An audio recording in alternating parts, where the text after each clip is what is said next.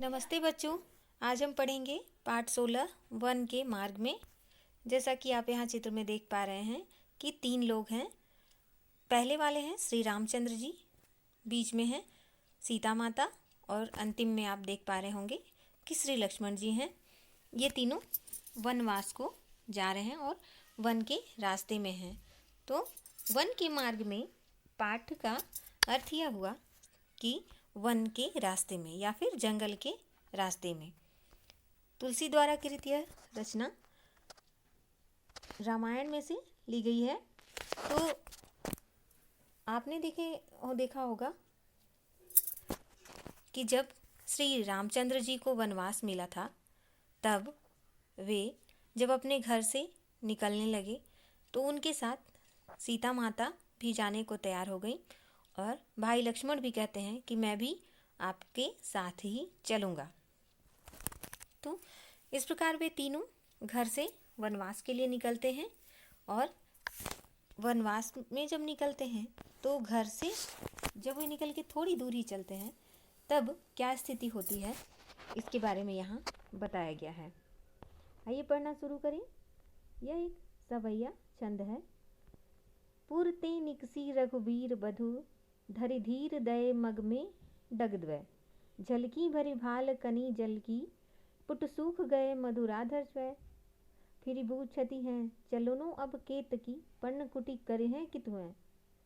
तियकी लखी आतुरता पिय की, अखियाँ आती चारू चली जल च्वैं। तो पुर ते निकली रघुवीर बधु। पुर मतलब अपने नगर से, रघुवीर अर्थात राम और वधु मतलब सीता। तो जब सीता राम लक्ष्मण के साथ घर से निकलती हैं और अपने नगर से निकलने के बाद धरि धीर दय मग में डगद्वय, अपने नगर से निकलती हैं और अपने कदम धीरे धीरे चलाती हैं, क्योंकि वे ऐसे रास्तों पे कभी चली नहीं थी, पैर में पहनने को कुछ था नहीं और वे हमेशा नाजों में पली थी अपने घर में, क्योंकि वे एक राजकुमारी थीं। तो इसीलिए उनके पैर भी बहुत कोमल थे। तो वे धीरे धीरे चल रही हैं। धरि धीर दय मग में डगद्वय, तो अपना कदम कैसे धैर्य के साथ धीरे धीरे बढ़ा रही हैं। झलकी भरी भाल कनी जल की, पुट सूख गए मधुराधर में। झलकी मतलब झलकना, भरी भाल, भाल मतलब होता है माथा, कनी जल की बूंदे, पुट मतलब होंठ, सूखी गए मधुराधर, तो उनका जो है कोमल होंठ। जब वे अपने घर से निकलती हैं और धीरे धीरे कदम बढ़ाती हैं, नगर से कुछ ही दूर चलने के बाद झलकी भरी भाल कनी जल की, माथे से पसीना टपकने लगता है या फिर माथे पे पसीना चमकने लगता है। पुट सूख गए मधुराधर में, और उनके जो मधु के समान कोमल चिकने होंठ थे वे सूख जाते हैं। फिर बूझती हैं चलनो अब केत की, फिर वे श्री राम से पूछती हैं कि अब कितनी दूर चलना है स्वामी। पर्ण कुटी करी है कितुएं, पत्ते से बनी हुई कुटी आप कहाँ बनाएंगे जहाँ हम विश्राम कर सकें। तियकी लखी आतुरता पिय की, अखियाँ आती चारू चली जल च्वैं।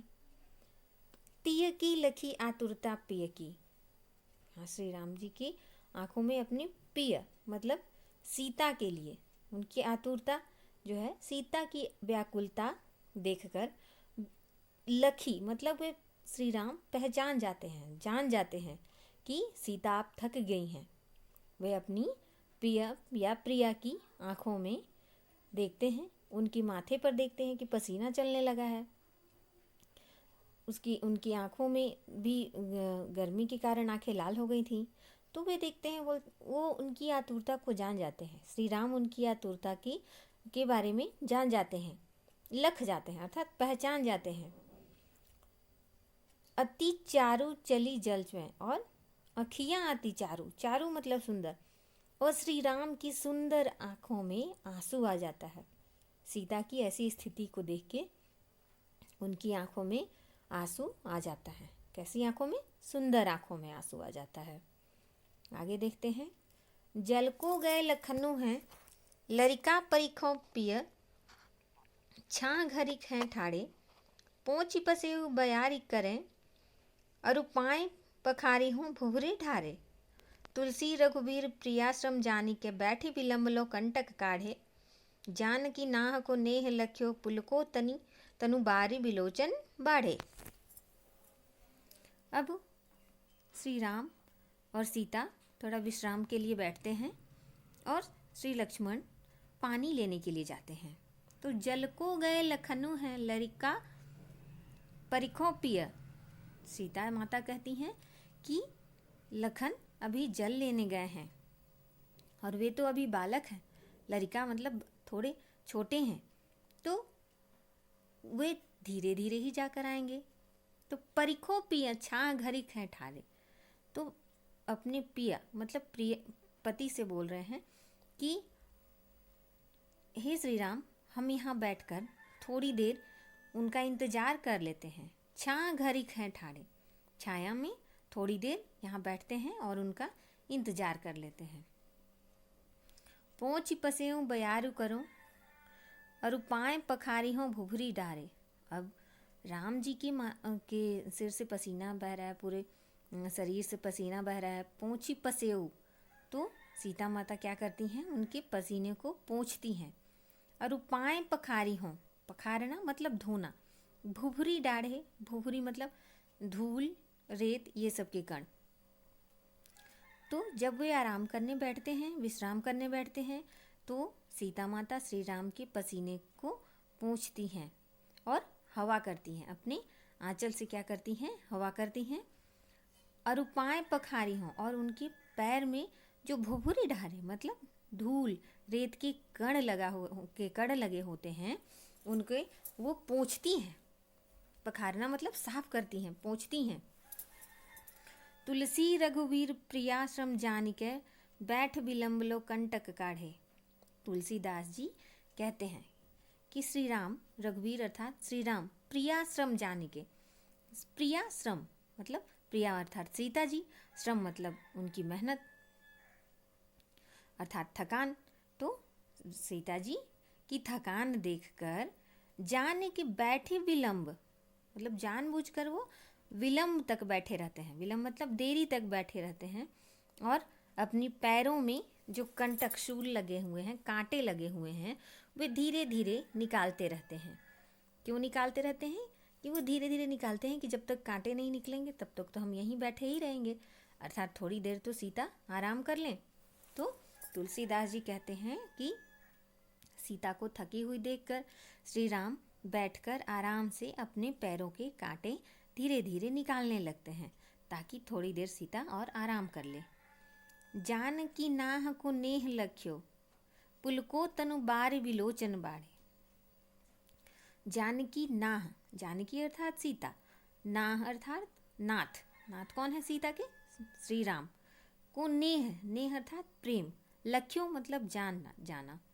पुलको तनु, पुलको अर्थात खुश होना, तनु मतलब उनका शरीर, उनका मन।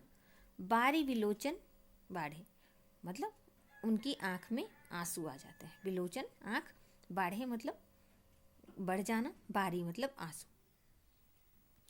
तो जानकी नाह को नेह लख्यो, जानकी जी, सीता जी यह समझ जाती हैं कि श्री राम मेरे ही यहाँ पे मेरे विश्राम करने के लिए ही वे धीरे धीरे अपने पैरों से कांटे निकाल रहे हैं। वे इस चीज़ को समझ जाती हैं। पुलको तनु, और खुश होती हैं, उनका मन खुश हो जाता है और उनकी आँखों में से आंसू बहने लगते हैं या उनकी आँखों में आंसू भर आते हैं। तो ये था अब आपकी कविता वन के मार्ग में। अगले पाठ के साथ हम फिर मिलेंगे।